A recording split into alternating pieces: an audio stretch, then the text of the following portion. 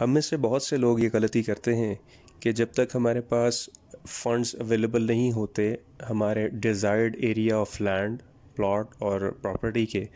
हम उस अमाउंट को जमा करने में लगे रहते हैं।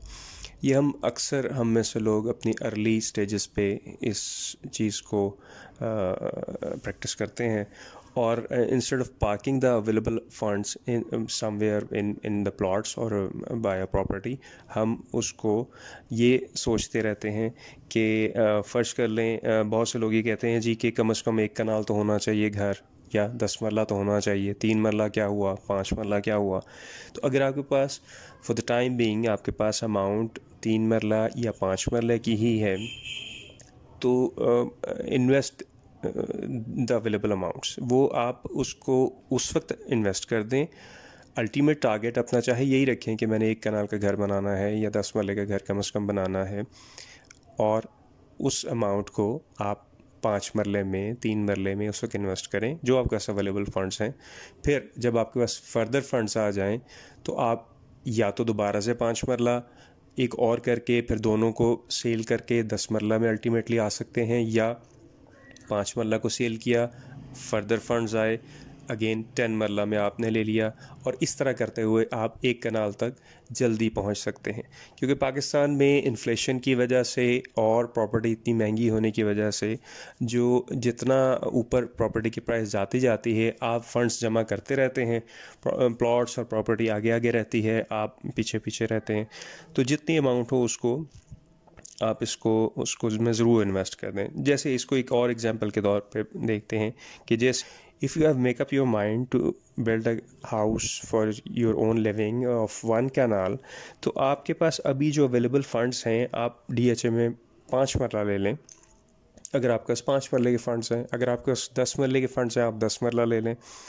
फिर जब आपके पास फर्दर फंड्स आएँ तो उस 5 मरला या 10 मरले को बेच के कनाल में आप शिफ्ट हो सकते हैं। अगर आप उन्हीं पैसों से कोशिश करेंगे तो प्राइसेस ऊपर से ऊपर ही जाती जाएंगी। एक तो ये चीज़ थी। फिर अर्ली स्टेजेस पे बहुत सारे लोग ये करते हैं कि फ़ंड्स भी हैं, जॉब भी अच्छी चल रही है, लेकिन एक ये चीज़ कि जी अभी तो बड़ा टाइम पड़ा है, प्लॉट ले लूँगा, अभी मुझे घर की ज़रूरत नहीं, या अभी मैं गाड़ी ले लेता हूँ, गाड़ी छोड़ के बल्कि बहुत अच्छी गाड़ी ले लेता हूँ, वगैरह वगैरह। और जब एकदम से वो बाइंग की ज़रूरत पड़ती है तो फिर ये चीज़ें बहुत ज़्यादा महंगी हो चुकी होती हैं। तो इस पॉइंट को ज़हन में रखें। ये वीडियो मुझे बनाने का ख़्याल क्यों आया, जब मैंने YouTube पे ये चेक किया कि मेरे जो चैनल है उस पर कौन लोग ज़्यादा विज़िट करते हैं,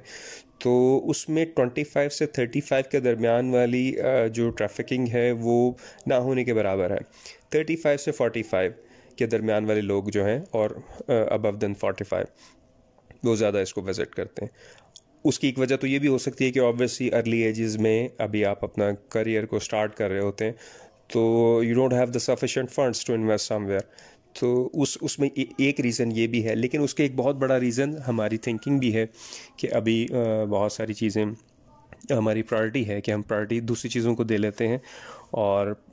कई दफ़ा ये भी वही टारगेट अपना रखते हैं कि जी एक ही दफ़ा प्लॉट या एक ही दफ़ा घर लेंगे। तो जितनी आपके पास अमाउंट हो उसको इन्वेस्ट करते जाएं, उसको बाद में सेल करके आप फर्दर अपने फंड्स को ऐड करके और उसमें आप इजीली चीज़ को बाय कर सकते हैं, इंस्टेड ऑफ कि आप एक ही दफ़ा में कहें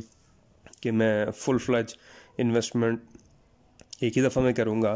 तो दैट बिकम डिफ़िकल्ट। अक्सर केसेस में ऐसा ही हो जाता है।